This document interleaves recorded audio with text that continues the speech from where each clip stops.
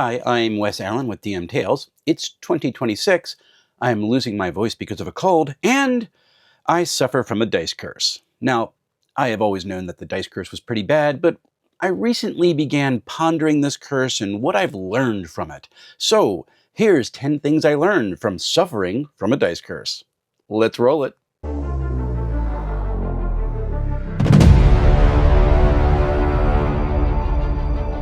Number 10, I am an overachieving underachiever. Okay, so here's the story which generated this whole list. I created a list of systems to use for the 31 characters in 31 days challenge to start the new year, and I'm on day 5 right now. Because the middle of January is page week, I decided I wanted to work ahead a bit, and so I got through my list right up to Dragonbane. And Dragonbane uses 4d6 drop the lowest die in order to determine ability scores. So this is meant to boost the average a little bit, and for most people it works. I, on the other hand, have a character with a 3 charisma. I rolled 4 1s. And Chris on my Discord figured out that there is a 0.077 chance of that happening. 9. There is a reason I like playing Cypher. I don't roll. See, I get relieved of any residual guilt for beating up on the characters, and that feeling is about the only way that I'm nice. Not that I get to do it that much. And when I run Cypher, even better, the curse is lifted from my hands. Now look, there are times when my dice curse comes into play and the group makes some ridiculous rolls to remain untouched. The passive dice curse is almost as bad as the active one. But I will say that in Cypher, there have been a lot of hairy situations with some real tension, and I think the groups have enjoyed their triumphs all the more because of it. Number 8. In Dragonbane and Forbidden Lands, monsters automatically hit. It doesn't matter. If I am running the game, most times monsters still will not harm the PCs. Now, not all the time, but most times. And in a moment when the PCs are spent and the monster is salivating at the prospect of ending a character or two, I will roll the one action on the monster action table that gives the party a chance to survive. Pretty much every time. Yeah, now look, I could pick an attack that would bring them all down, but it's just become part of the game. My dice curse has become part of the game, so oh well. Now, I will say this, it makes the rare nights when the monsters do get to pound on the characters feel very satisfying. I still feel a little guilty about it, but it's very satisfying. Number 7. I love the push roll mechanic from the Year Zero engine, but when I use it, my characters will suffer. So for those of you who don't know, in a Year Zero game, you roll a number of d6s equal to your ability score and your gear rating. Also, in some systems that use it, you have skills as well. Each uses a different colored die. 6s are successes, and if you roll 1, you succeed. There are some tasks which may require more than 1 success to get over the top, and in combat, if you do an extra success, it means you inflict more damage. So there are times when you feel like you want to push your roll to get to that next platform. In that moment, you separate all the dice that already show a 1 or a 6 and you set them aside, and then you re-roll the remaining pool. At this point, extra 6s come into play, but all the 1s are also activated. Any die that shows a 1, which comes from your ability pool dice, means you take damage to that ability. It's a really nice mechanic, but when an ability hits 0, bad things happen. And when I played Coriolis the Great Dark at Gamehole, my character needed to succeed to get away from an awakening security protocol, and on my first roll I rolled a 1 and no 6s. So I'm thinking, all right, I gotta push. And as a result, I still rolled no 6s and rolled 4 more 1s. My character was kaput. Number 6. I used to hate my dice curse, but I've learned to roll with it. Now, when I wrote this, I did not mean to make that a pun, but because it's so perfect, I kept it in the final script because beautiful for the dad pun there. Now, here's the background for it. In my first campaign as an adult during the hellscape of the pandemic quarantine, I played a 5e paladin. Now, for folks, again, who don't know, paladins are martial characters, so they get nice bonuses to hit. They get this thing called smite, so they can inflict serious pain. And I got to the point in the character arc where I could make 2 attacks each turn. This guy was meant to run through enemies. There were only 2 problems. First, my initiative rolls were horrible, so I was often going last. I got to sit around and watch all the casters do all sorts of amazing things. Then I got to sit around and watch all the adversaries do their thing, and then I got to go. And I'd miss. Later in the campaign, I'd miss twice. I was not happy about this, and given the state of the world at the time, I was not really in a mental state to embrace it. Eventually, I learned to lean into the character's failures and make them awesome, even if their mechanical impact on the game was precisely 0. It took a long while. And for folks who are wondering, this is not where my dislike of 5e comes from. My dislike of 5e came from running the game. Did not enjoy that. Number 5. Rolling 3d6 for ability scores has me thinking Sentinel Comics RPG is a fun system for someone who has a dice curse.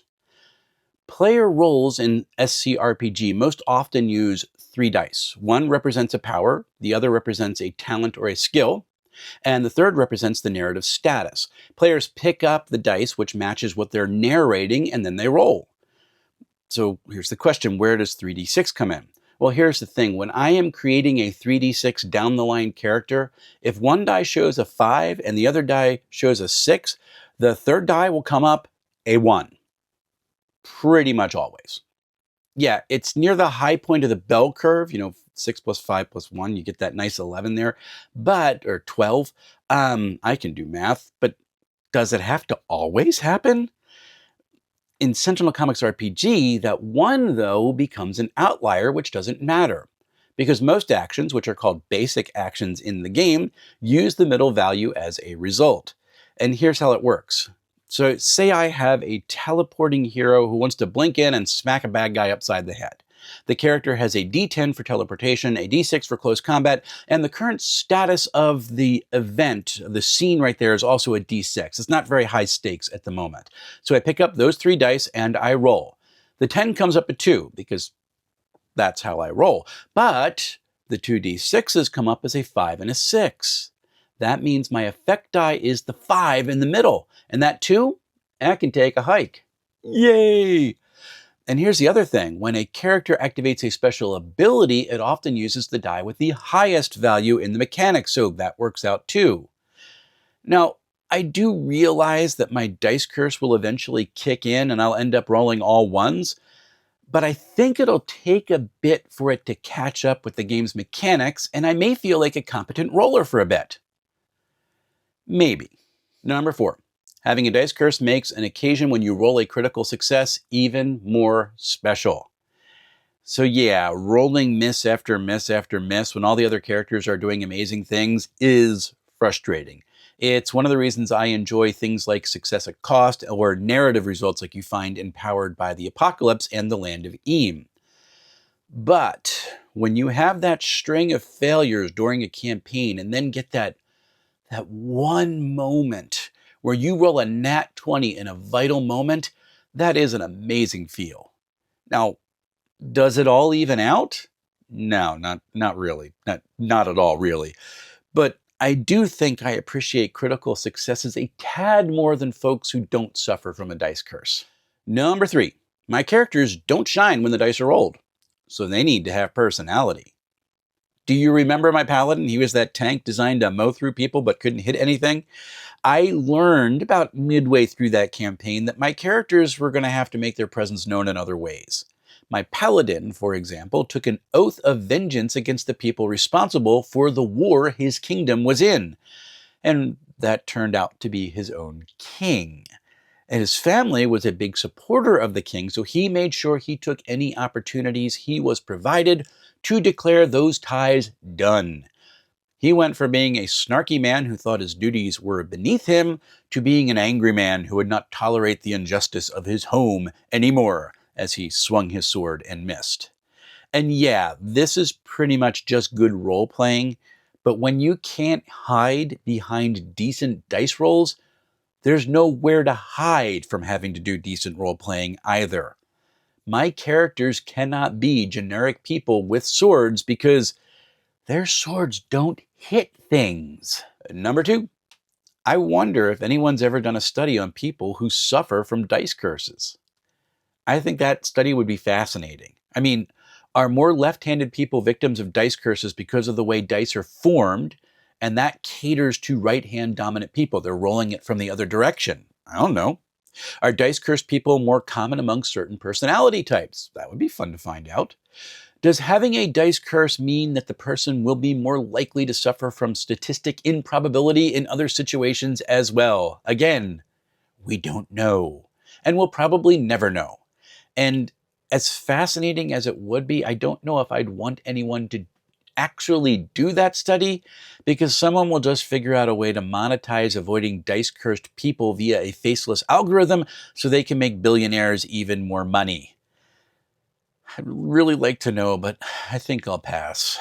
Number 1, I'd like to blame Will Wheaton for sharing his curse with me. I'd like to, but I can't. I had this curse long before I knew he had one. I've had it my whole life, in fact. So what I would really like to do is someday meet Will Wheaton in person and do 3 things. First, I'd like to shake his hand and thank him for showing what a good sport looks like. Will is a terrible dice roller. He is a legendarily terrible dice roller. But he keeps playing and having a wonderful time, and people keep asking him back to play because he's fun to play with, and that is a gift. Second, I'd like to thank him for his kindness. I love how he interacts with people. I love the enthusiasm he shows for things he loves and the way he builds folks up. There is a lot about Will that helps encourage me to be better. Better by just being more kind.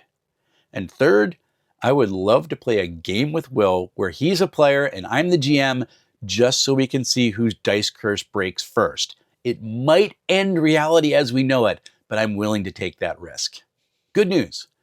My first draft of my Star Trek Adventures review is written, and it currently stands around 4,200 words. So I'm going to be working on editing that one down over the next few days, and I'll probably end up breaking it into 2 parts so I can bring it on to the channel.